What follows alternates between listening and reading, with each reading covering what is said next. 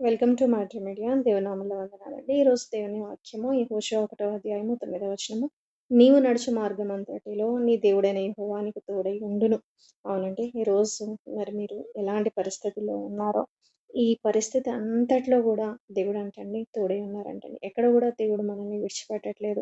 మరి ఈరోజు మీరు శ్రమలో ఉన్నారా? దుఃఖంలో ఉన్నారా? కష్టంలో ఉన్నారా? సంతోషంలో ఉన్నారా? ఈ పరిస్థితిని నేను ఏ విధంగా దాటగలను? ఎలాగ నేను ముందుకెళ్ళగలను? ఈ పరిస్థితిని నేను ఏ విధంగా జయించగలను?